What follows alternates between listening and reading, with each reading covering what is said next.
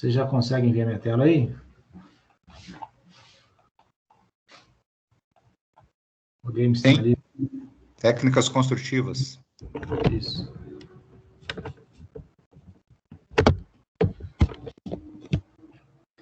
Nós paramos na parte de escoramento. Essa é a parte que nós paramos, nós vamos dar sequência aqui. Até a aula hoje vai ser mais curta para a gente não entrar no outro assunto, que depois da estrutura a gente vai falar sobre alvenarias. Mas aí nós vamos encerrar o assunto de estrutura aqui, vamos ficar à disposição de vocês, tirar dúvidas da matéria e falar um pouco mais sobre o trabalho que vocês vão apresentar, valendo complementar o A1, né? Mas vamos ter um pouco de atenção aí e, na dúvida, abre o áudio aí e fale sem problema aí, tá? Então, a parte de escoramento, que nada mais é, gente, assim, ó, a gente faz a construção, então, às vezes, né, para quem não tem ainda não estava atento a observar o que é uma estrutura, né, como ela é feita, na verdade, ela ela é moldada, né? Então, às vezes, pré-moldada, mas mesmo nas pré-moldadas, na montagem, a gente faz escoramento. Sempre tem alguma coisa de concreto ainda para fazer, não tem, assim, um pré-moldado pronto, que não precisa de fazer alguma coisa no local.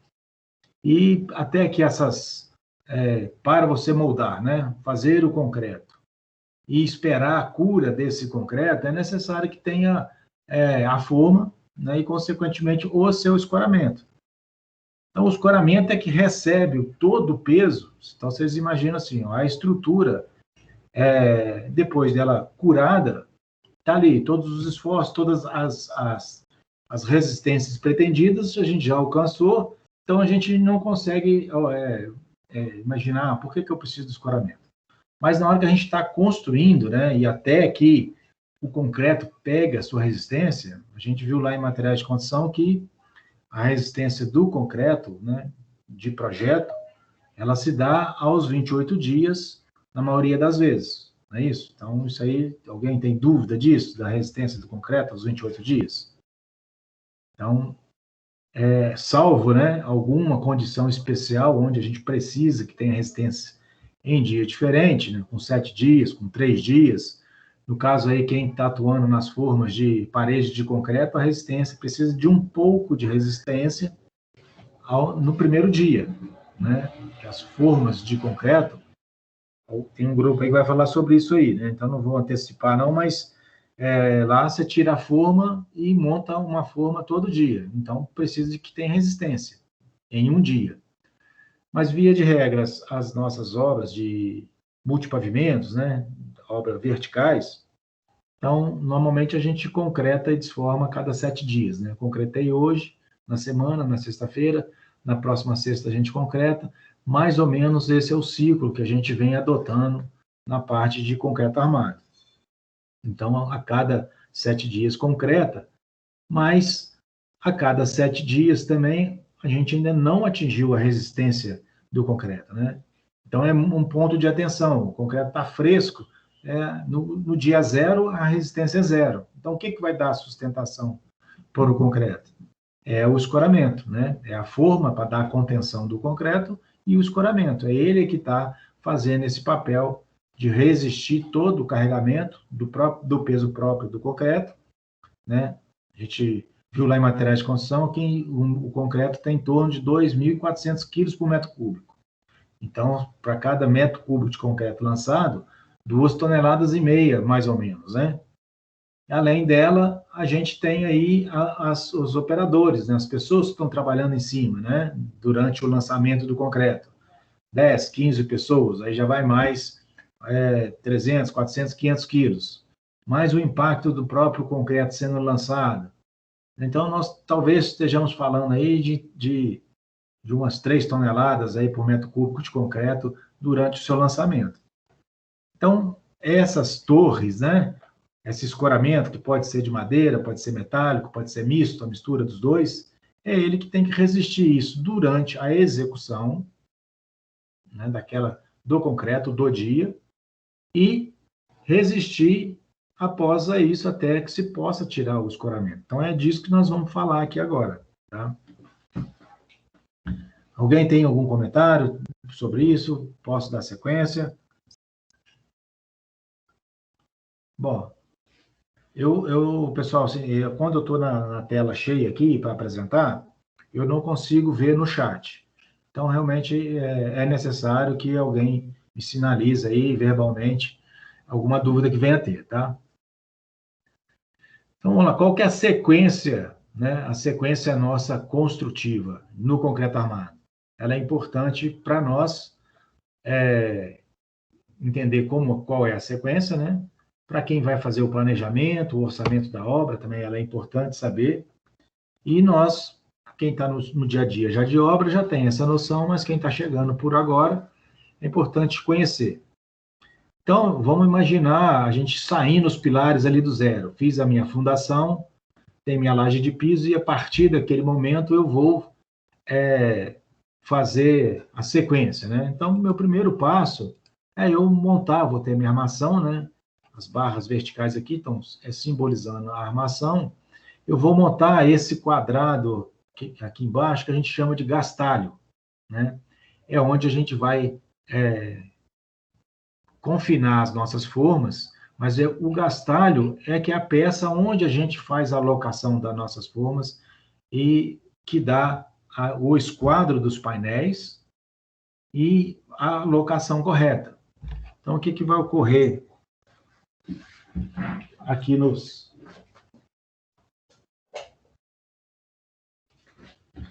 gastalhos? Aí, pessoal, deixa eu voltar aqui.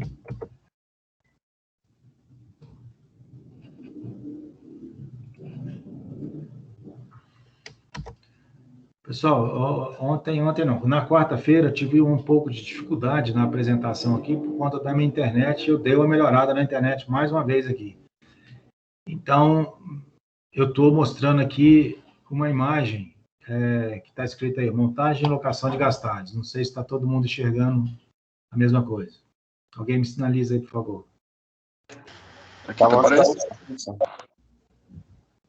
Estão vendo, então? Montagem e locação de gastalhos. Isso, justamente.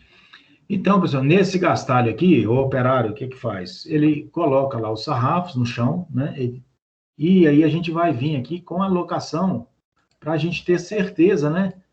Que esse gastalho, ele está na posição correta. A gente falou de locação da obra lá para as fundações, mas aqui agora também, na hora de eu fazer os pilares, eu tenho que novamente conferir a locação desses pilares aqui.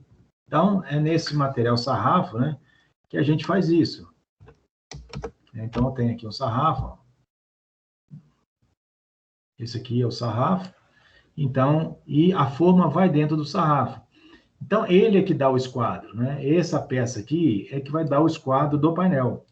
Se ele estiver fora de esquadro, né, então a gente marca aqui, vai marcar o eixo, né, o eixo de um lado, o eixo do outro, vai dar onde a gente marca o eixo e confere os esquadros. E a partir daí a gente faz a montagem dos pilares. Primeiro passo, depois disso, né, segundo passo, é montar os painéis externos, né, ou faz o primeiro L aí do colocação dos painéis, né, que pode ser, chama de painéis externos, mas todo painel, na verdade, ele é externo, né? Então, para que a gente possa concluir as armações, né? Então, deixa a montagem aqui, os armadores. Aí tem a opção de já vir montar a armação aqui, ou às vezes, comumente, quando a gente termina uma concretagem, os armadores já vêm e já colocam a armação, deixa ela em pé, depois fica a cargo da carpintaria para fechar os painéis. Então, a locação ela é importante, mas depois aqui a gente está vendo aqui, ó, umas escoras. Essas escoras, elas nos servirão para garantir. O gastalho vai garantir os esquadros e a locação, e essas escoras, né, essas mãos francesas, elas vão garantir a verticalidade do pilar. Né? O pilar, imagina um prédio multipavimento, um pilar tem que sair exatamente um em cima do outro. Então, isso é uma coisa que a gente tem que conferir. Então, a verticalidade. As cargas no pilar, são cargas verticais. Então, eu não posso ter um pilar com ângulo com relação ao plano de trabalho dele, né? Então, ele tem que estar realmente vertical, né? E aí, na sequência, né, depois que a gente fechou todas as armações, a gente acaba de fechar os painéis. Aí, uma coisa importante da gente saber é o travamento, né? Esse travamento, quanto maior for o pilar, né, maior for o volume de concreto, mais travamentos eu vou ter que ter. Os travamentos que eu digo são essas peças daqui da horizontal, ó. Então, essas peças aqui são os travamentos. Para que a hora que você vai fazer a concretagem, o pilar não crie barriga ali, né? Não, é muita pressão quando a gente faz a concretagem. Então, a forma tende a baular, né? Então, quanto menos travamento eu tiver, menos plano vai ficar a face do meu pilar. Então, isso vai depender, a estrutura do painel depende, basicamente, do tamanho do pilar, do volume de concreto que a gente vai lançar. E as escoras é que vai dar o prumo e a verticalidade dele, né? E observando aqui na nossa desenho também, a gente já deixa na forma a abertura para entrar aqui, ó, os painéis das vigas, né? Que nós estamos fazendo o pilar, mas aqui vai entrar uma viga, né? Aqui vai entrar a viga aqui. Então, vai entrar um outro painel de forma aqui para a gente poder fazer o nosso vigamento, que vai ser escorado também. Aí a gente já deixa a boca nos pilares lá. Bom.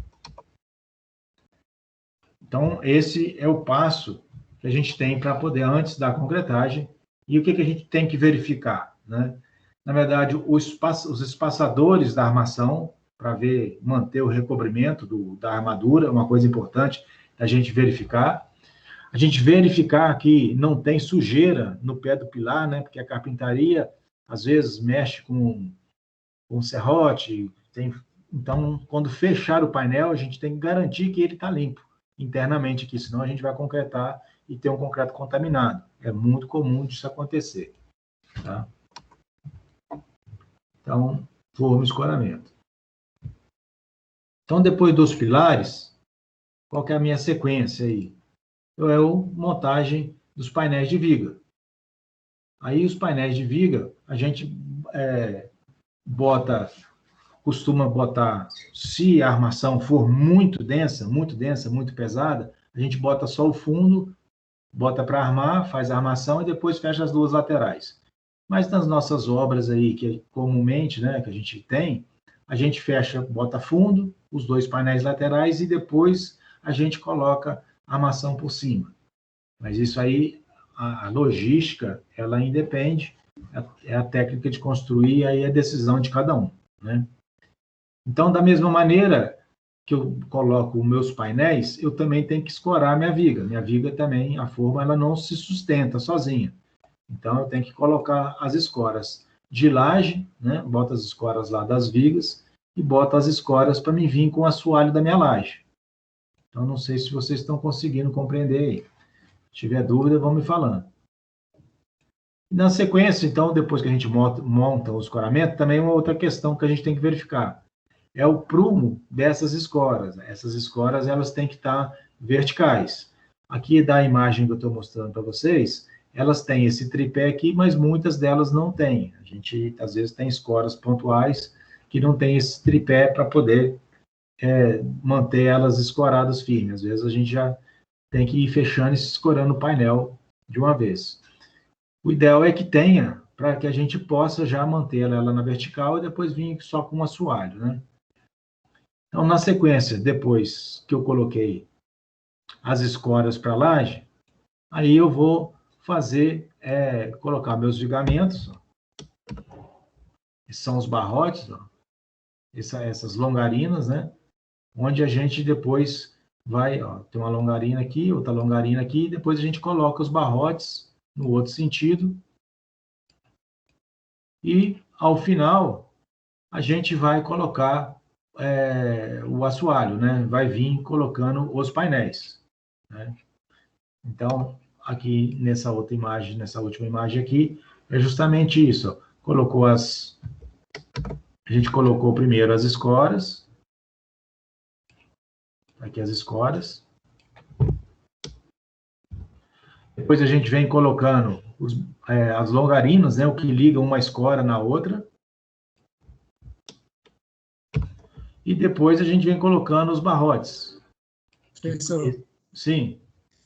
para as escoras ficarem alinhadas, como que faz? Peraí, deixa eu só aumentar o meu volume aqui, que eu acho que eu deixei baixo aqui, peraí. Repita a pergunta aí, por favor. Para as escoras ficarem alinhadas, como que faz aí, nesse caso? Não, na verdade, a gente trabalha com linha de nylon mesmo, né? A gente pega o projeto. Existe um projeto, né, de escoramento, tá? A gente não faz isso só o Léo, não. Porque a gente tem que deixar a forma, mas eu tenho que preparar para a desforma também. Então, eu tenho que pensar como que eu vou desformar. Aí, no projeto de escoramento, ele vai mostrar quais são as linhas onde eu vou botar as escoras, pode ser escora ou pode ser torre, e para alinhar essas escoras, a gente coloca uma linha de nylon, né, entre um ponto e o outro, deixa eu tentar ampliar essa daqui, por exemplo, acho que eu vou conseguir mostrar. Então, a gente coloca uma linha de nylon, né, vai lá na medida do projeto e puxa, vamos dizer que tem que estar a 2,5 metros do pilar. A gente puxa no chão 2,5 metros, marca na primeira e na última, depois estica uma linha entre a primeira e a última, e vai alinhando todas as escoras daquele alinhamento. Coloca todas. É assim que a gente faz, né?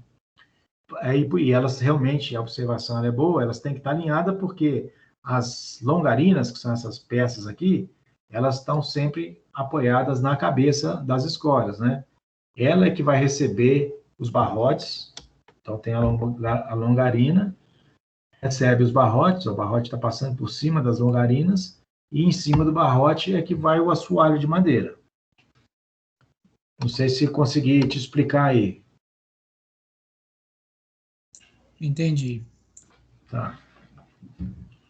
Então, uma sequência de escoramento é essa aí, tá? Então, o escoramento, ele pode ser, aqui, acho que aqui nessa imagem eu consigo mostrar melhor para você. Ó. Como é que a gente chega nesse alinhamento aqui? O projeto vai marcar onde vai ficar as torres, né? A gente pode ter o escoramento só com escoras pontuais.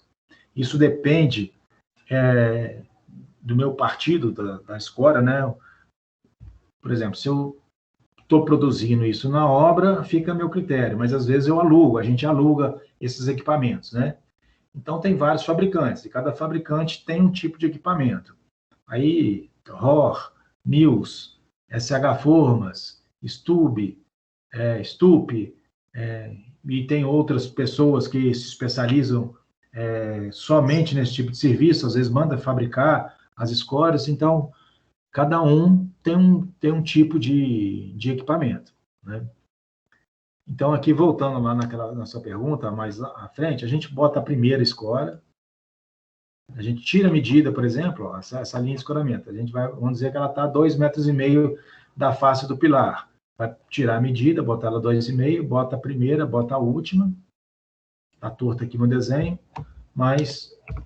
e bota uma linha para a gente poder alinhar todas as demais. Essa é uma linha de nylon, ela fica presa lá, e ela vai servir para nós, essa linha depois, para poder conferir por baixo se a altura do escoramento está correta, né? Então, é uma coisa que a gente vai conferir. Essa altura aqui, esse pé direito aqui, ele está correto? Então, a gente tem que conferir, e não precisa conferir do chão para lá. A gente bota um plano, faz um plano com essa linha, ou com nível a laser, né? Ou com essa linha de nylon, e vai esticando a trena acima dela, inclusive para fazer o arqueamento da flecha, né? Eu vou falar um pouquinho disso mais à frente. Os vãos maiores, a gente não faz ela totalmente plana. Normalmente a gente dá uma que a gente chama de contraflecha, né? A gente levanta o meio do escoramento para que a hora que eu tirar o escoramento, o peso traga ele para a horizontalidade. Então, A imagem aí que eu estou mostrando para vocês é a imagem de escoramento mal executado. Não sei se já está aparecendo aí para vocês, acidente em obra. Isso aqui é um acidente que ocorre por conta de escoramento mal executado. Ou a falta, né, de escoramento, a falta de travamento do escoramento. Peraí, alguém acho que está pedindo para entrar aí.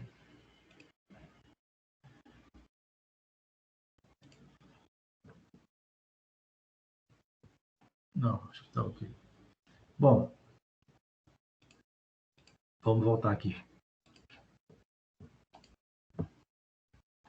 Voltando aqui na imagem do escoramento, o acidente ocorre por alguns motivos. Por exemplo, quantidade de escoras insuficiente. Pode ser um motivo. A falta de travamento, a estrutura, quando ela está sem o concreto, né? Está só a forma, o esforço horizontal, ele é muito comum, né? Você tem um esforço, ela não está enrijecida. Então, é fácil ter esforços horizontais com a movimentação da pessoa, ou às vezes até quando a lança do concreto apoia na própria estrutura, né? Ela gera um esforço horizontal, e quando essas peças não estão ligadas uma a outra, travadas, acontece um movimento, aí se acaba derrubando o escoramento. Então, tem vários motivos para poder ter acidente. Esse que eu estou mostrando agora para vocês é um prédio multipavimento, que o escoramento central rompeu, foi durante a concretagem, caiu toda a laje. E essa outra aqui é um escoramento que caiu, mas é de ponte, né? Construção de uma ponte, na cabeceira da ponte, o escoramento caiu, e com isso, antes da concretagem, o escoramento já tombou. Então, é ponto de atenção. A gente, é muito comum ter pequenos acidentes na obra, mas grandes acidentes acontecem também. Tá? E normalmente, né, a chance de ser acidente fatal, ele é muito grande. Eu sou uma dúvida, até porque, como servindo lá no Defesa Civil, a gente vê muito isso, né? Essa parte de patologia, essas falhas que acontecem às vezes. A montagem do escoramento para as vigas e para as lajes, ela pode ser feita simultaneamente com as armações verticais, ou tem que aguardar a cura dos pilares para poder montar depois? Como é que é esse processo? Não, você pode montar, fazer tudo de uma vez. A gente recomenda que concrete primeiro os pilares e depois concrete na sequência do multipavimento aí, de um prédio executivo. A gente normalmente começa lá dos gastalhos até fazer o primeiro forro e deixar em condição de concretar os pilares, leva uns de 2,5 a 3 dias. Aí você concreta os pilares e depois você libera para fazer a armação das vigas e das lajes. Porque aí os pilares, eles já vão estar, no dia da concretagem, já vão estar mais rígidos, ajuda no travamento do escoramento. Mas a gente já viu também fazer a concretagem de tudo de uma vez, pilar, viga e laje. E aí, é claro que nesse caso, ele é mais arriscado, mas você está obrigado a ter um escoramento muito mais robusto, né? Porque está tudo muito solto ali, né? Você anda ali bem na estrutura, o pessoal da armação não vai ter... O risco maior é durante a concretagem, né? Porque, às vezes, por exemplo, a bomba-lança, ela pode apoiar na lateral da forma e empurrar a forma. E aí, se ela empurra, é o efeito dominó, vai derrubar tudo mesmo, né? Então, isso é um ponto de atenção também, a gente, na concretagem, não deixar a bomba encostar. A bomba-lança, né, para quem não sabe, é um equipamento onde eu bombeio, jogo o concreto lá de baixo no 10º pavimento, por exemplo, né? Então, aí, quando é bomba-lança, 10 pavimentos, a bomba-lança não alcança, me desculpa aí, né? Aí a gente faz uma tubulação fixa e bombeia com a bomba estacionária. Quando a bomba lança alcança, que ela é mais prática, né? Ela tem muito mais mobilidade, agilidade para concretar, só que ela tem um braço, se ela esbarrar nessa forma durante a concretagem e ela não tiver muito segura, ela pode fazer o movimento de empurrar a forma, né? O tabuleiro. E o tabuleiro vai tudo de uma vez, né? O taipai, né? A forma horizontal. Então, na verdade, eu não preciso de eu concretar. Não tem nada que me obrigue eu concretar os pilares primeiro. Mas a prática, a boa prática da construção é essa. A gente faz toda a forma, pilar, viga e laje, deixa as formas colocadas, com a armação dos pilares, obviamente, concreta os pilares na frente. Depois, a gente termina de fazer essa armação da laje e concreta as lajes depois.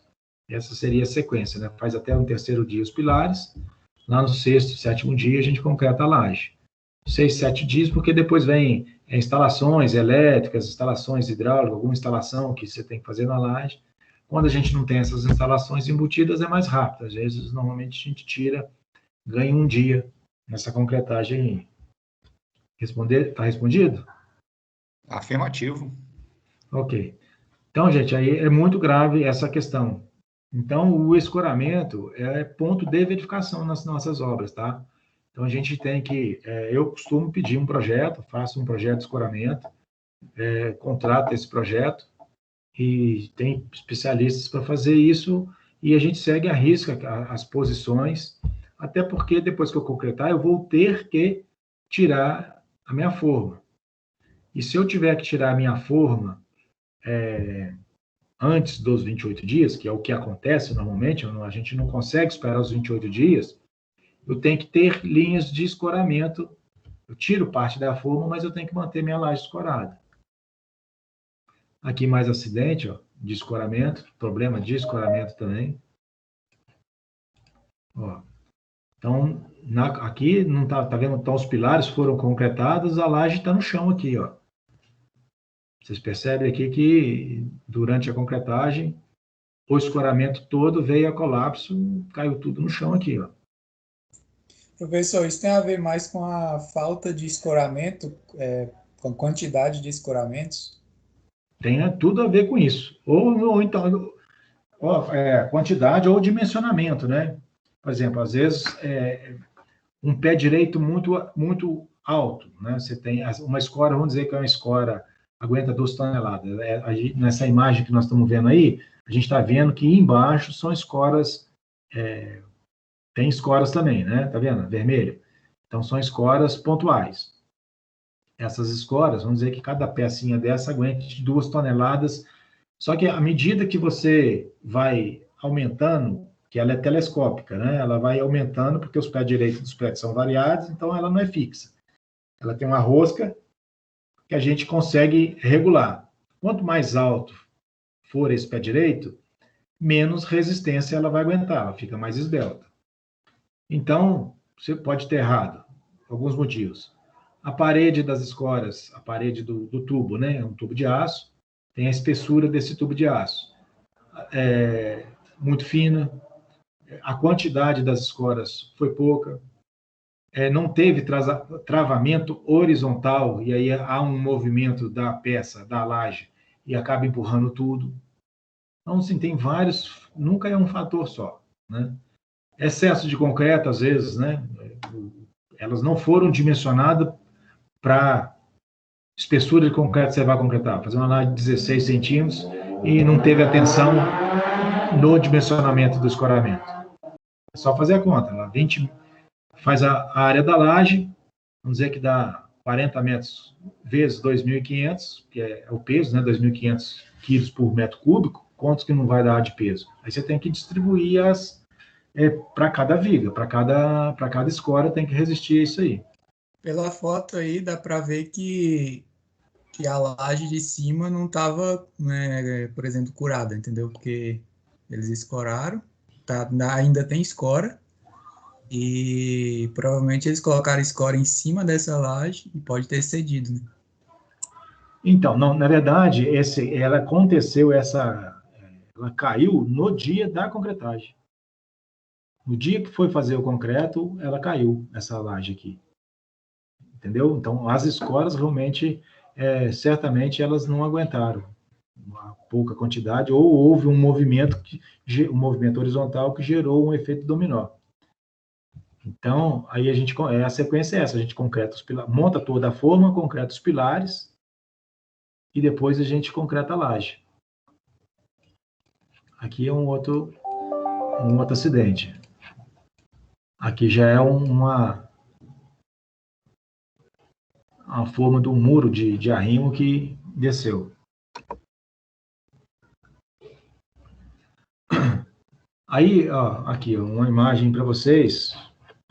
A gente tem os painéis normalmente de madeira, a gente tem painéis de formas também metálicos, que podem ser utilizados, mas são caros, né? E a gente acaba fazendo a opção por painéis de madeira.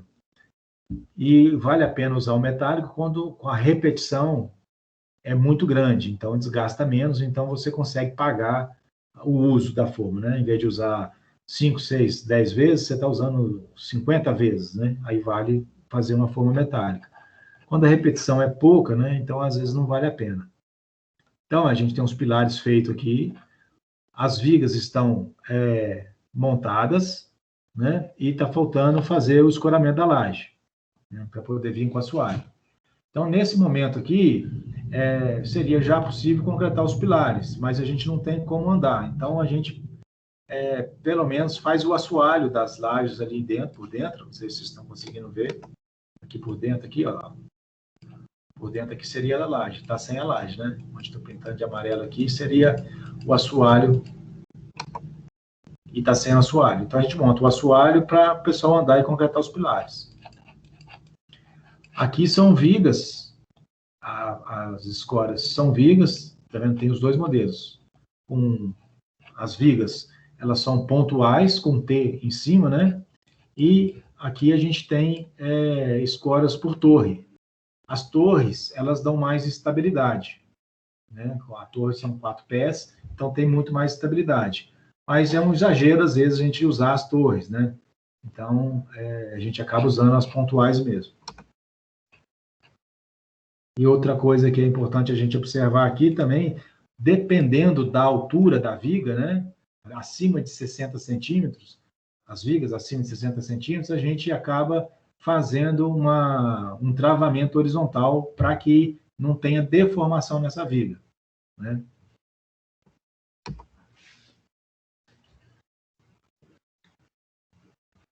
Os tipos que a gente tem aí de escoramento. Tem vários, tá, gente? Aqui eu estou só mostrando para vocês que a gente pode usar ele metálico ou de madeira. O efeito é o mesmo, tá? Então, nesse lado aqui eu tenho todo ele metálico, escoramento totalmente metálico. Então, onde eu tenho na viga de periferia aqui, uma coisa que a gente tem que observar, ó, na viga de periferia, aqui seria a minha forma. O amarelo que eu estou passando é onde que é o vermelhinho lá, seria a minha forma. Então, eu tenho aqui na viga de periferia escora com torre, né, montando as torres, monto o barrote. Ó. Então, essa forma de 4 pés aqui, ó, ela dá mais estabilidade. Eu tenho aqui, aí a gente observa que elas são, o pessoal costuma chamar de flauta, né? Essas escoras, a gente vai aumentando, cada pontinho desse aqui é um furo onde a gente vai subindo para dar altura. E a gente bota na altura que precisa, e depois tem um sistema de rosca que a gente vai fazer o ajuste fino dela.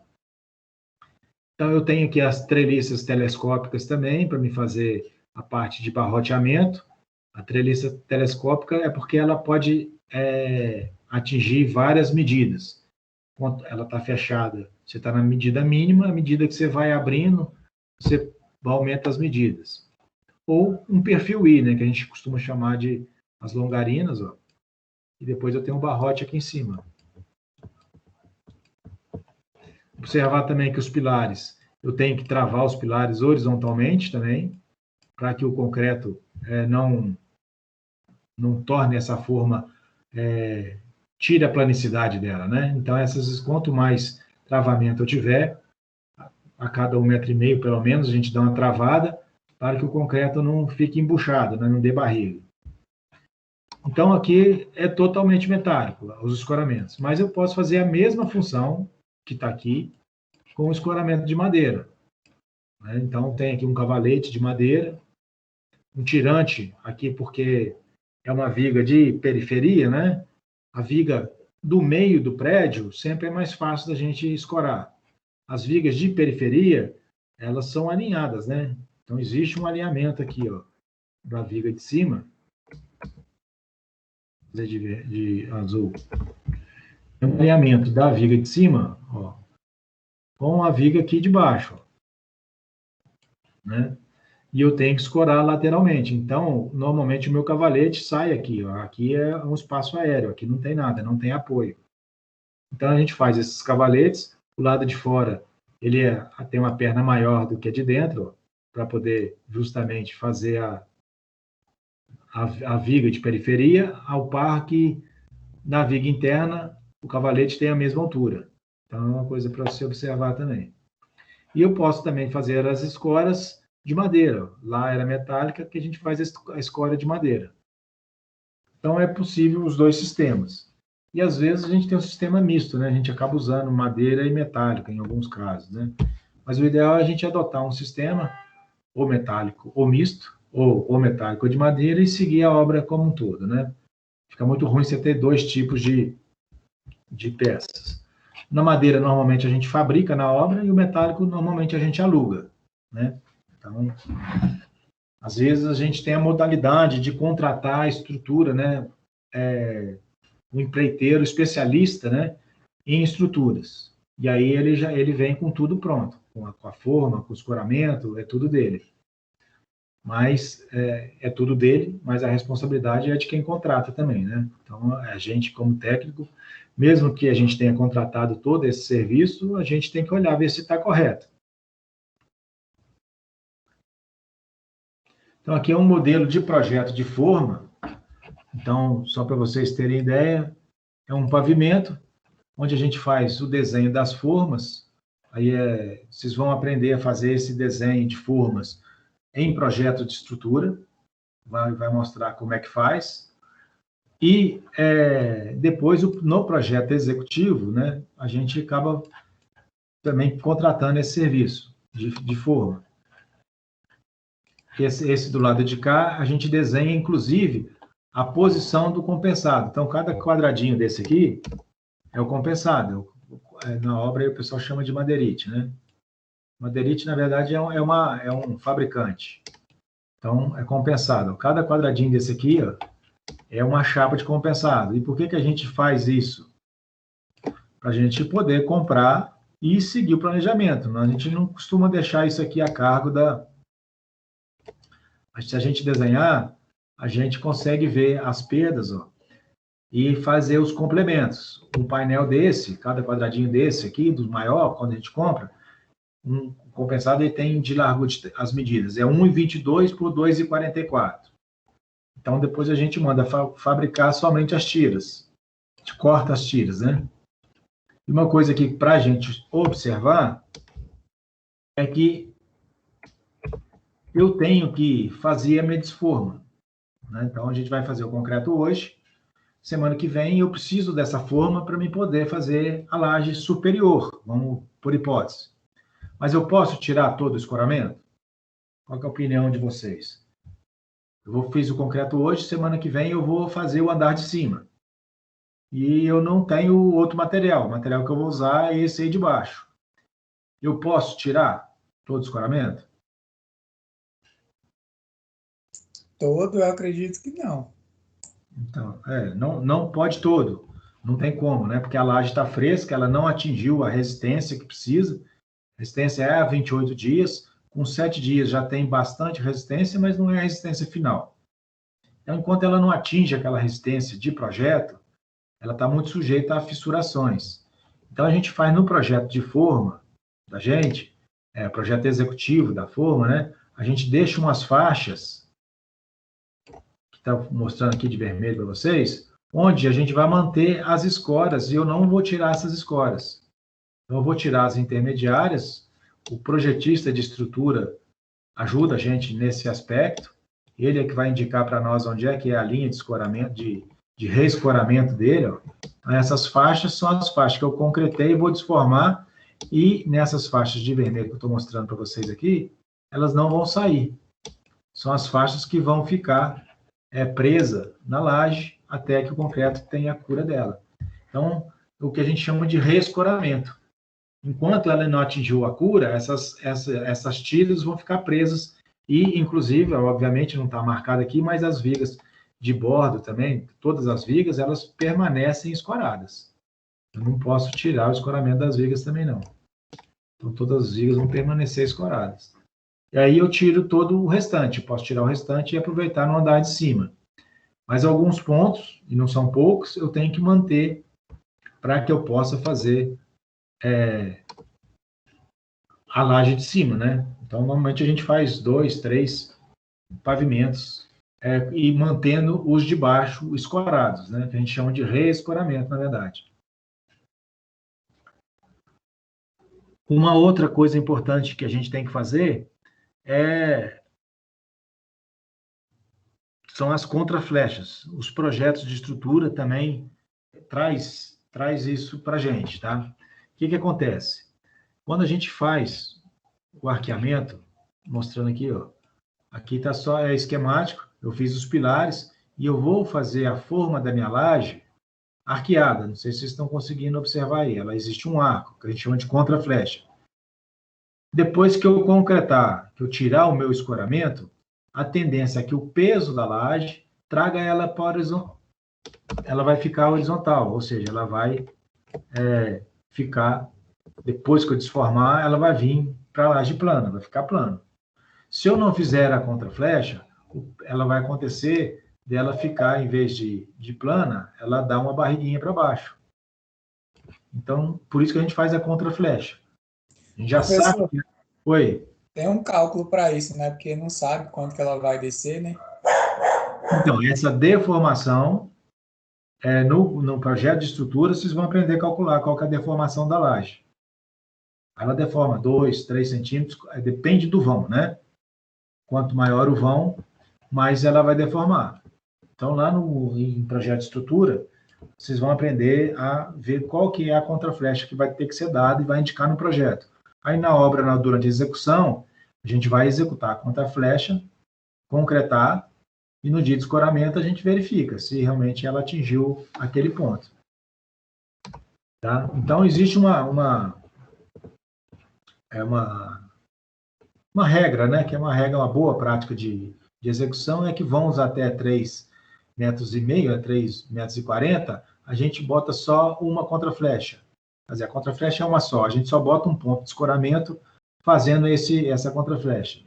Aí vão entre 3 e 45 metros, que é a média do concreto armado, a gente bota 2 vãos para poder atingir a contraflecha, né?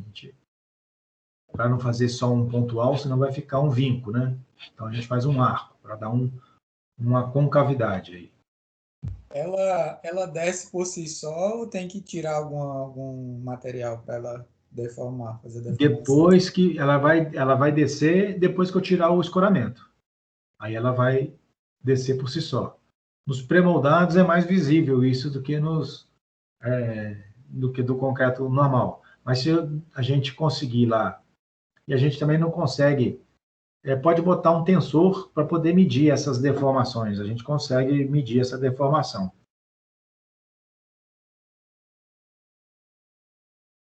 Agora aqui, gente, essa aqui que é um ponto, eu troquei de tela aqui, estou no escoramento e reescoramento. O que normalmente os projetistas também de estrutura nos ajudam nesse aspecto aqui, tá? Mas a via de regra é o que a gente vai colocar aqui para vocês. Então, eu vou explicar o desenho aí para vocês. O 0 aqui é a laje que eu estou concretando hoje. Vou ampliar aqui para vocês. Então, o 0 aqui é o dia de concreto. Eu estou concretando hoje, né? Então, imagine vocês, eu concreto hoje, um ciclo médio de concretagem são 7 dias.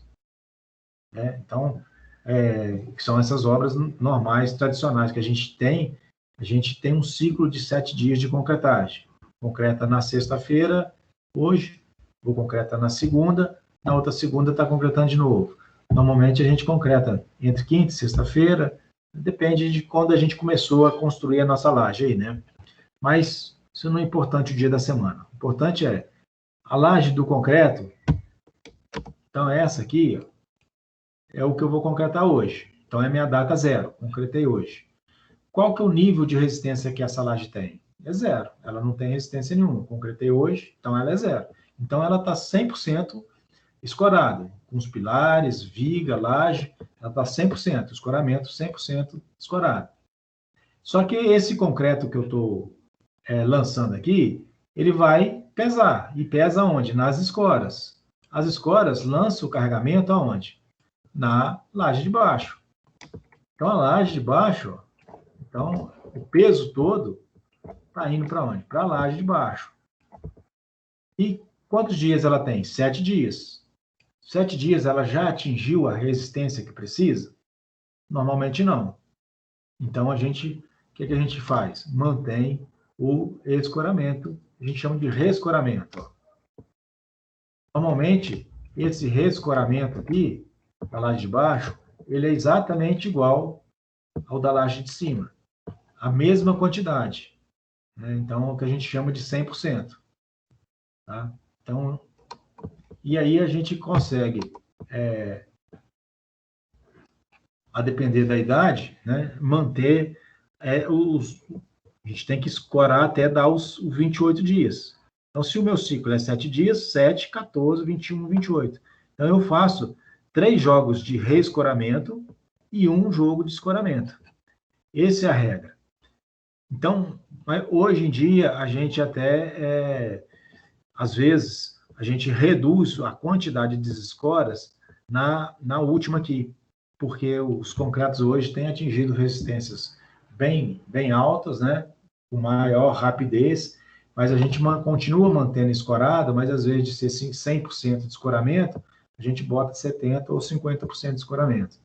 Os projetistas de estrutura é que vai acabar nos orientando com relação a isso. Então, tem uns que falam duas 100%, duas 50%, também é possível se fazer, mas na literatura a gente encontra que tem que ser 100% de escoramento nos 28 dias em todas as lajes. Tá? Professor. Sim. Como que funciona aquele esquema de forma móvel que vai subindo? Aí a forma vai subindo a cada andar. Então, tem vários tipos de forma móvel. Eu vou falar uma que é a forma túnel, por exemplo. Né? Eu vou tentar desenhar em cima desse desenho aqui que a gente está vendo. A forma túnel, ela seria isso aqui. Ó. Ela é uma forma metálica. Ela tem um jeito de a gente nivelar ela aqui. Deixa eu ampliar aqui.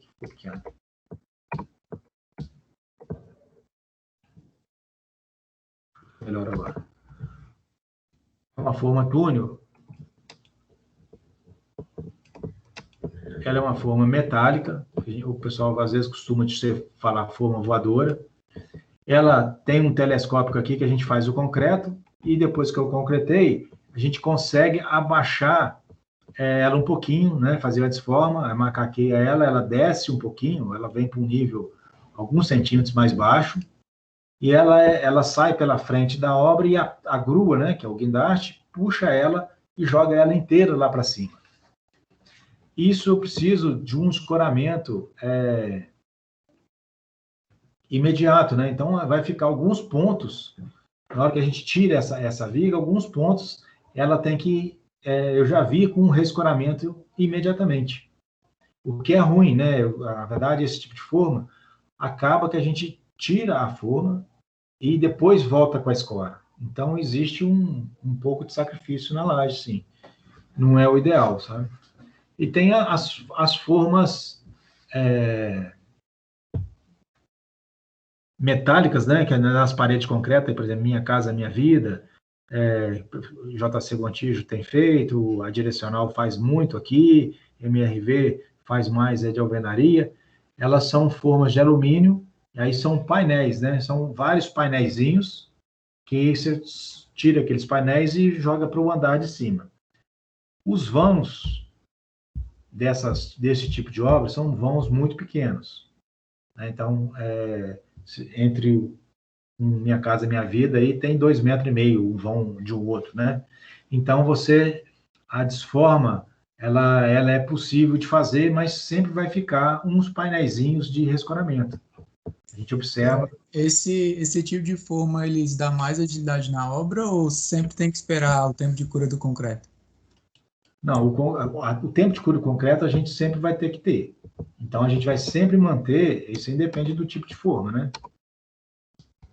A não ser que eu consiga um concreto, né, aqui, ó, esse escoramento aqui, por exemplo, eu não posso tirar esse escoramento, que eu pintei de vermelho aqui, né, no dia seguinte. Então, eu mantenho esse escoramento, eu tiro os painéis, vou tirar um painel lateral daqui para cá, tiro daqui para cá e vou manter essa escora lá. Essa escora aqui, ela tem que ficar. Não posso tirar.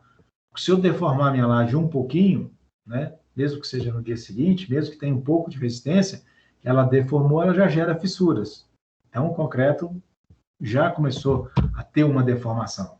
Então, não é ideal. A agilidade, ela está, no Minha Casa Minha Vida, é possível. Se fosse vãos maiores, né, vão de 4,5 metros, por exemplo, não seria possível fazer isso, não. Você teria que deixar muito... Seria possível se você deixasse muitos pontos de escoramento. Aí sempre é possível. A agilidade dessas formas, ela se dá porque elas já estão prontas, né? Então, você mexe com um pouco a madeira e é um painel, como se fosse um Lego. Você só vem, desforma e concreta no dia seguinte. O ciclo lá não é de 7 dias, é um ciclo de um dia, né? Então, você concretou hoje na data 0, nessa data 1 aqui, você já desformou tudo e jogou lá para cima. Mas acontece que o prédio fica todo escorado, né? Algumas peças têm que ficar escoradas. Sempre vai ter um ponto escorado. Tem uma colega na sala aí que tá na direcional aí, parece que acompanha. Tá na sala aí agora? Não sei se é nessa turma que acompanha essas lajes de concreto. Tá presente aí? Então, enquanto eu não... Acho que não, né? Não se manifestou. Enquanto eu tô sem resistência, eu tenho que manter minha linha de escoramento. Não tem jeito, aí depende do tipo de forma. O que eu posso fazer é ter um concreto mais resistente do que o necessário. Se o projeto pediu 30 MPa, eu posso estar contratando, né? Isso tem que combinar com o projetista, porque isso tem uma influência num aspecto de patológico que chama fluência, né? Eu contrato um concreto de 35 e aí na resistência aí com 1 dia, 2 dias, ele está com uma resistência maior, porque a gente sabe que a resistência do concreto, ela é crescente, né? A gente tem aqui a curva, né? Eu tenho aqui o 0, eu tenho o 3 dias, o 7 e o 28. Sabe que a curva do concreto, ela começa de 0, ela começa crescendo e depois ela diminui a resistência dela, né? O 28 dias é o que é o de projeto, né? 28 dias.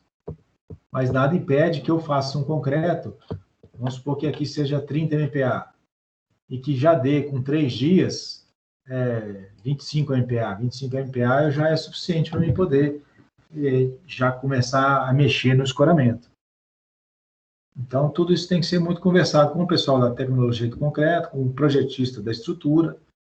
Agora, o que é fato? Se eu desformar e tiver uma pequena deformação nessa laje, a tendência dessa deformação é ir progredindo. Então, realmente, eu preciso de esperar a cura do concreto para me tirar o escoramento 100%. Então, pessoal, da aula de hoje, essa questão de escoramento é preciso que se entenda, tá? Da aula de hoje aqui, ó, é uma das coisas mais importantes que a gente tem quando a gente for para executar a nossa obra. Isso aqui tem que estar na mente de vocês aí, tá? De hoje para o resto da vida de vocês. A resistência do concreto, eu tenho que saber qual que está a resistência para mim poder tirar minha forma. Então, é possível tirar antes? Desde que a resistência do concreto seja suficiente, né? Porque o concreto, ele não é automático, assim, ó, eu concretei hoje e vai dar os 30 MPa que eu pedi. E vai ter um crescente. E esse crescente, se eu concretar, por exemplo, um cimento CP5, que é o cimento Ari, aí é o concreto Ari, né, de alta resistência inicial, Então, ele já atinge 70% das suas resistências ali com 3, 4 dias já atingiu. Então, quando eu preciso de produtividade na obra, eu tenho que estudar meu sistema de forma, escoramento e rescoramento, mas eu tenho que estudar muito mais ainda qual tipo de concreto que eu vou usar, né? E qual que é a resistência que eu preciso nas primeiras idades. Esse é o ponto mais importante na parte de estrutura em concreto armado, para quem está executando. Assim, a questão para que não haja patologias futuras. É claro que a qualidade do concreto, da concretagem, verificar formas, a geometria das formas, verificar a armação, a limpeza das formas, o recobrimento das armaduras, a quantidade do aço, se está de acordo com o projeto, tudo isso é importante. Mas se eu abandonar o escoramento, nada disso tem valor. Além do risco que eu ponho o operário, eu boto em risco a minha própria estrutura depois que eu vou desformar. Ok, pessoal? Estamos combinados aí que isso aqui é uma coisa importante? Beleza, professor. Aqui é uma imagem para vocês aí de um trecho escorado, né? Vai ser concretado. Essa laje aqui de cima está preparando para concretar e a laje de baixo está 100% escorada. Então, eu estou com o apoio total da laje de cima, vou concretar, o peso vai para onde? Vai para a laje de baixo. A laje de baixo aguenta? Não aguenta. Então, eu tenho que distribuir, né, o carregamento aqui, ó.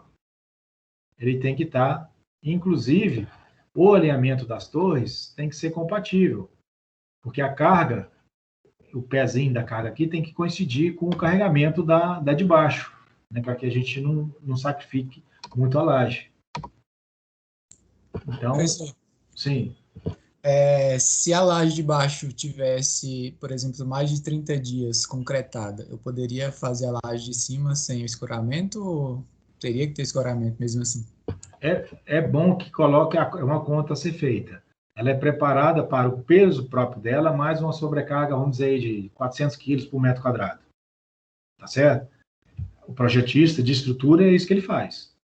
Ele considera o peso próprio dela, vai pesar tantos quilos. Qual que é a sobrecarga? Vamos exagerar, 500 quilos por metro quadrado, que é uma sobrecarga aí de um prédio comercial. O concreto que eu estou fazendo em cima vai ultrapassar esses 500 quilos por metro quadrado? Muitas das vezes vai. Então, o que a gente faz? A gente escora, não precisa ser o 100%, mas a gente ajuda a distribuir esse peso do concreto em cima, que vai pesar direto na laje de baixo, porque ele ainda não está duro, né? Então, ele não é autossustentável, não é autoportante. Ele vai pesar tudo nas escoras e as escoras jogam na laje. E aí a gente faz um escoramento parcial aqui embaixo. Eu posso tirar toda a forma, a parte de forma, de barroteamento, mas eu mantenho as escoras pontuais, mesmo que ela tenha 30 dias, a não ser que, aí é a conta, vamos fazer uma laje de forro, 5 centímetros de laje, aí o peso vai ser pequeno, então a gente faz a conta, quantos metros cúbicos eu vou lançar, divido pelo metro quadrado, se ultrapassar a sobrecarga da laje de baixo, eu tenho que escorar, ok? Entendi, beleza. Agora, um item que faz uma bagunça danada da obra, e aí, dependendo da qualidade da forma, né, do método construtivo que a gente adotou, fica mais ou menos bagunçado. É o reescoramento, né? A desforma. Então, a desforma chegou no ponto de cura, eu vou tirar a minha forma. E aqui a gente vai mostrar, tentar ampliar aqui na imagem para vocês, ó. Aqui o profissional está tirando os painéis, tá vendo? Mas a escora permanece. Então, esse sistema que a gente está mostrando aqui para vocês, ó, o operário está tirando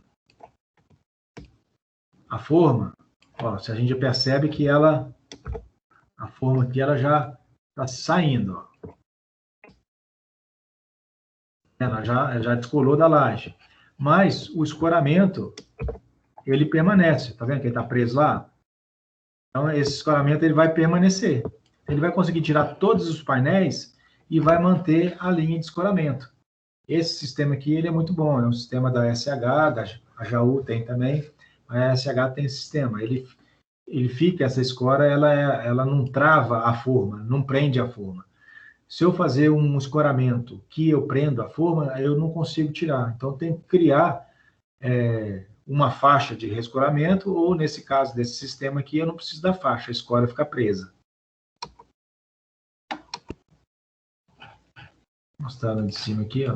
O pessoal começa, abaixa os barrotes, né? Abaixa as longarinas, vai baixar os barrotes, e depois ele tira todo o assoalho. Quanto mais madeira tiver, mais bagunça vai fazer. E nas lajes nervuradas, a forminha ela sai inteira, né? E também eu tenho que deixar as linhas de escoramento. A gente mantém algumas linhas de rescoramento. Aqui nessa imagem aqui, olha aqui no final aqui, ó, tem uma peça mantendo o escoramento aqui, ó. Então eu tiro a forma. É por isso, para facilitar a retirada da forma, eu tenho na etapa da forma, eu faço a lubrificação da forma, né? A gente passa um desmoldante na forma para facilitar essa operação. Então, antes de eu entrar com a armação, a gente aplica um desmoldante, que é um óleo mineral, né? Um desmoldante próprio para isso. E esse desmoldante gera um outro cuidado, né? Esse desmoldante, ele é uma gordura, né? Ele é oleoso. Então, depois, na parte de revestimentos, eu tenho que garantir que eu tirei esse óleo todinho da minha forma, né? Senão, quando eu fizer o revestimento não vai aderir. Mas é necessário que a gente use esses desmoldantes. Ele é muito fácil de tirar, né? Biodegradável, a gente lava a estrutura, ele sai fácil. Então, o sistema de desforma também é um ponto de atenção para a gente. E depois...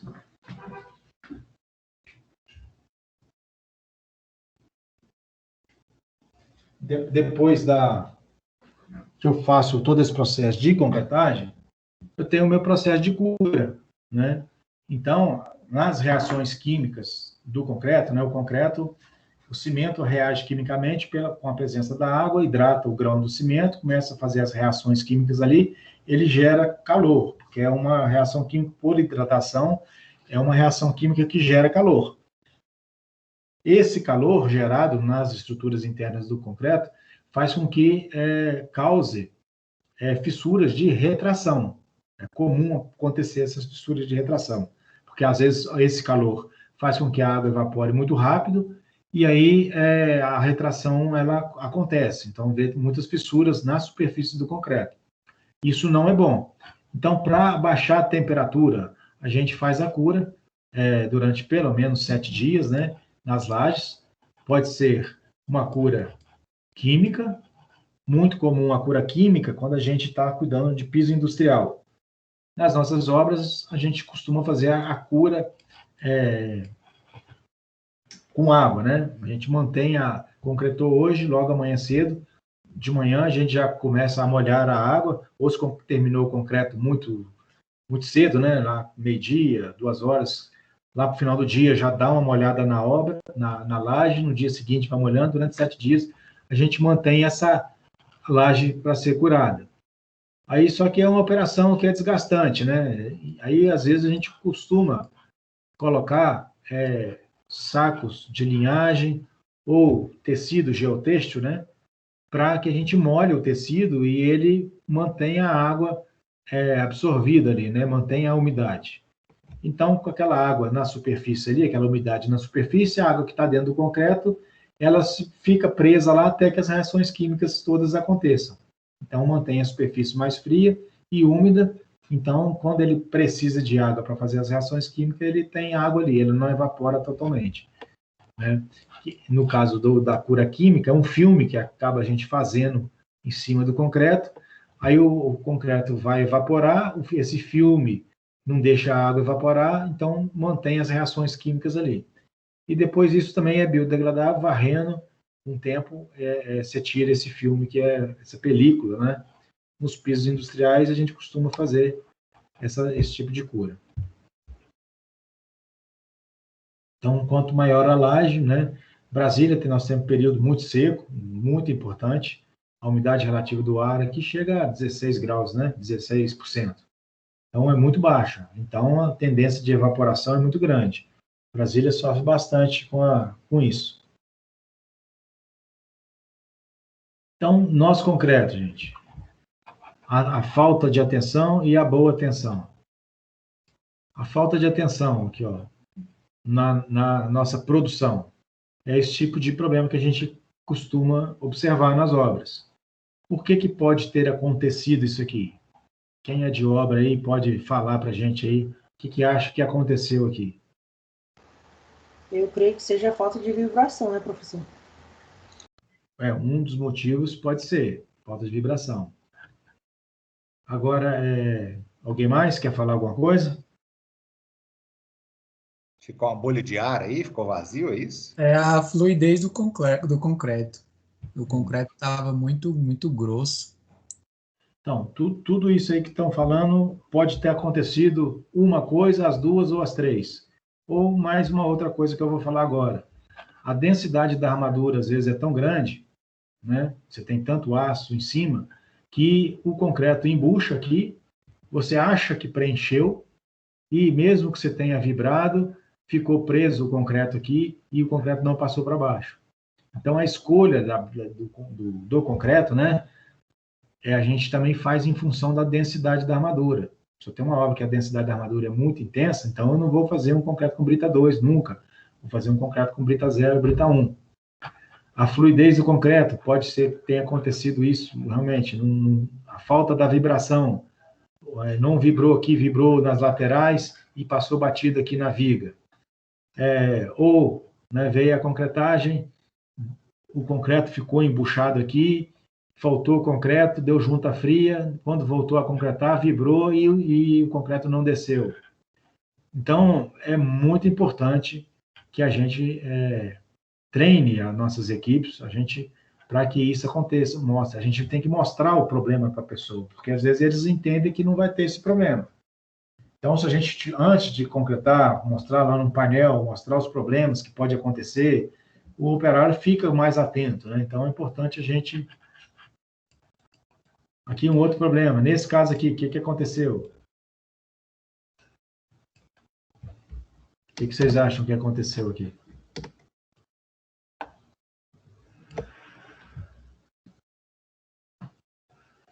Aí foi falta de concreto mesmo. Tá faltando o concreto. No outro também estava faltando. Mas o concreto foi lançado. Mas e cadê o concreto? Aqui, pessoal, a forma, ela vazou toda a nata de cimento. A forma abriu em algum momento e o concreto vazou na forma. Então, a hora que tirou o painel, o concreto tinha todo sido vazado.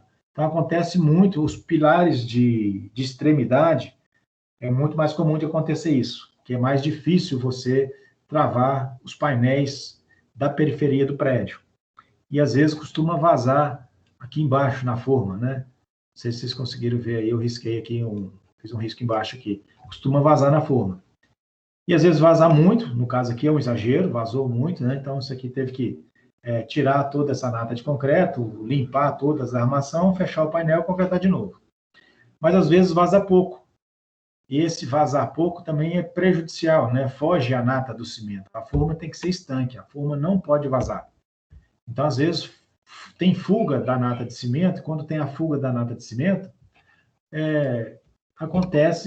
aqui aconteceu, foi muito, mas pode acontecer algo semelhante a isso aqui. Então, você não ter recobrimento, causar um nicho, né? Às vezes, até por fora, teve uma nata, fechou, mas às vezes teve um buraco lá dentro do concreto, né? Então, aqui é um concreto aprovado, que a gente diria, né? Uma forma, um concreto aparente, onde a gente está enxergando a perfeição do concreto. Esse é o objetivo nosso, fazer o concreto perfeito, né? Então, a falta de cobrimento também nas lajes, ó, não tem cobrimento. Aí, com o tempo, tem uma infiltração pequena que seja, começa a dar oxidação na armadura. Então, a posição do aço dentro da forma, ela é importante e é passível de verificação. A gente tem a obrigação de verificar. Treina a turma, mas a gente tem que verificar. A gente bota lá os técnicos para olhar, mas a gente passa para olhar, né? Então, esse recobrimento está muito ligado à durabilidade do concreto. A última revisão da norma, aumentou até as espessuras de recobrimento por conta da durabilidade do concreto. A norma de desempenho fala que, no mínimo, o concreto, né, tem que ter durabilidade de 50 anos. Então, isso é o mínimo, né, o mínimo permitido. Mas a gente não faz obra para 50 anos só, né? Tem que fazer obra para durar 100 anos para mais, né? Eu mesmo, eu moro aqui em Brasília, mas eu tenho casa no interior de Minas. Minha família está até lá. Minha casa lá ela tem 120 anos. Mas é uma estrutura de madeira, na verdade, madeira e pedra. Então, ninguém constrói para poder que amanhã a obra esteja degradada, né? A gente constrói para que tenha vida eterna, né? Que seja duradouro. Obviamente que tudo precisa de manutenção, né? Mas é comum, viu, gente? Não é incomum a gente encontrar situação desse tipo aqui, tá? É bastante comum. Falar um pouco com vocês sobre a norma, tá? A norma NR18, relacionado às estruturas e equipamentos de segurança para as estruturas, tá? Então, o capítulo são 12 itens lá, né? Do 18.9.1 ao 18.9.12. Nós não vamos ler eles todos aqui, porque lendo lá a leitura é fácil, mas o que fala lá de cara, né? As formas devem ser projetadas e construídas de modos que resistam às cargas máximas de serviço. O que é carga máxima de serviço para as formas? É a carga da operação, né? Isso vale para a forma e para os escoramentos. Então, é durante a operação. Então, para carga máxima de serviço. Se vai ser colocada em cima daquela operação lá, 700 quilos, 800 quilos, 1 tonelada, ela tem que resistir a 1 tonelada, né? E somado mais o concreto, né? E lá no último item, que é o 18.9.12, as caçambas transportadoras de concreto, normalmente a gente transporta com grua ou com guindaste, devem ter dispositivos de segurança que impeçam o seu descarregamento acidental. Ou seja, no içamento, vocês imaginam aí um prédio 15 pavimentos. Estou adotando uma grua, vou fazer a operação de concretagem pela grua. Vou concretar os pilares, em vez de bombear, vou pegar o concreto lá embaixo, subir pela grua e já colocar em cima dos pilares. Então, essa tem que ter dispositivo, essa caçamba, para que nesse voo dela, né, nesse içamento, né, nessa guindagem, a caçamba não abra sozinha. Então, ela só pode ser aberta manualmente a hora que chegar na hora certa. Então, é um item de norma, né? As formas devem ser projetadas, então, o que a gente tem que ter atenção? As ancoragens, vou tentar ampliar aqui, ó. As ancoragens, né, vigas acima de 60 centímetros, a gente faz uma ancoragem horizontal para que o painel não abra, né? Esse painel que a gente está mostrando aqui é típico de uma viga de periferia, ó, que ela tem aqui um lado mais alto que o outro. Ó, esse lado aqui está mais alto que o de cá. Por quê? Porque certamente a laje vai embutir aqui dentro, né? Então, o painel de fora sempre é mais alto. Então, acima de 60 centímetros, a gente faz uma ancoragem horizontal para que o painel não tombe, né? Não tenha deformação. A gente tem aqui equipamentos para prender o fundo da viga, ó, vocês estão vendo aqui, ó. São sargentos, ó, ele prende o fundo da viga para que a operação de concretagem, o fundo da viga não abra, é muito comum de abrir. Então, esse conjunto tem que aguentar. Eu não vou fazer uma concretagem onde o meu conjunto não possa aguentar a minha capacidade de carga. Existe um modelo também de concretagem, que é feito para concretar silos, concretar, que a gente chama de forma deslizante, né? Ou forma deslizante ou forma trepante, tem a forma trepante também.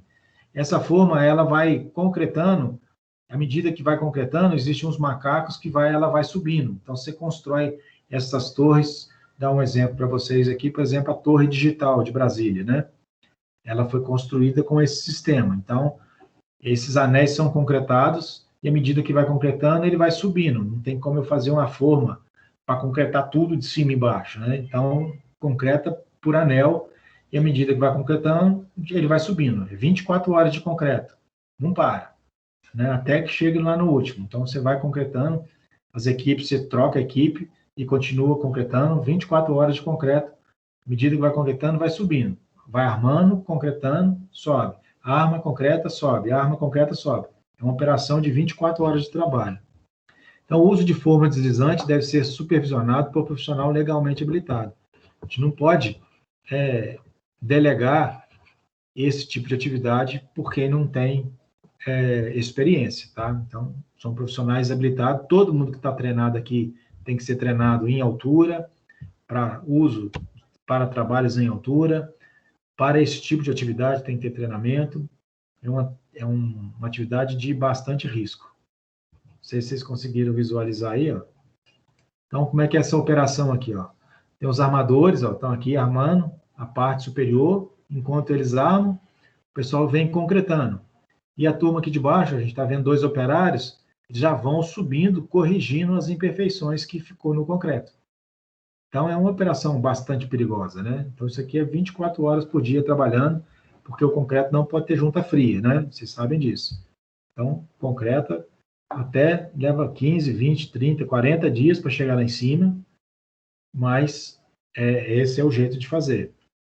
A gente chama isso de forma deslizante, ela vai subindo, né?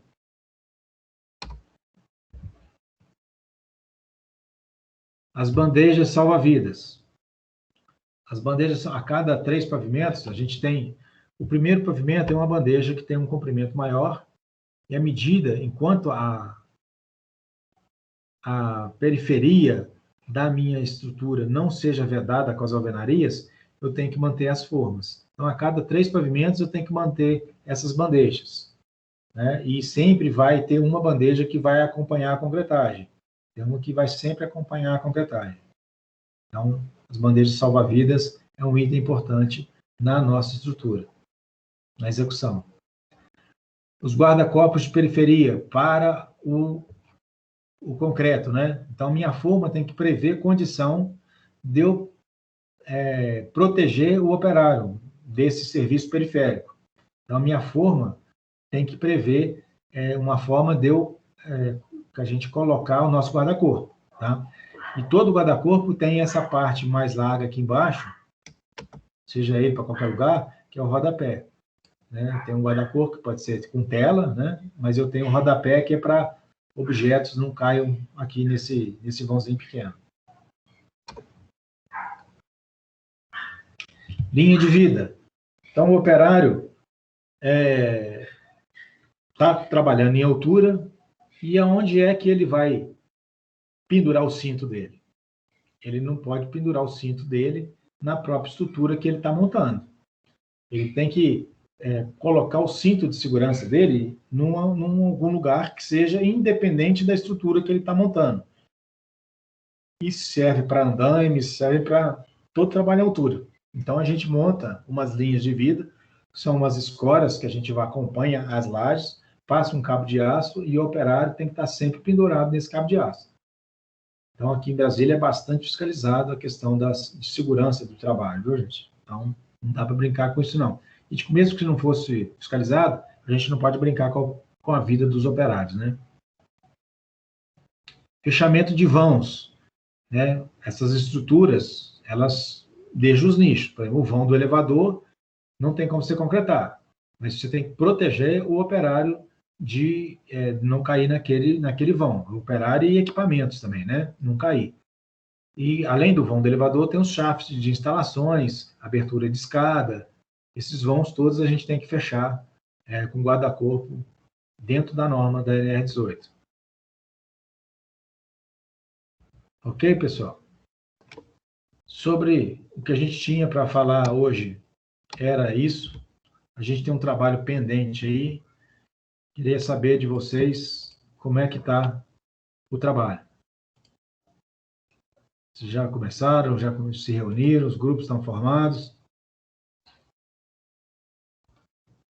Alguma dúvida aí, pessoal, sobre... Professor, a gente estava aguardando essa aula, né, de escoramento para dar início ao trabalho, porque ficou pendente essa aula, aí Sim. a gente vai continuar o trabalho. A gente não começou ainda não, pelo menos o meu grupo não começou ainda não. Tá, ok. A gente marcou data para entregar, não marcou? Que tá para 21 de maio.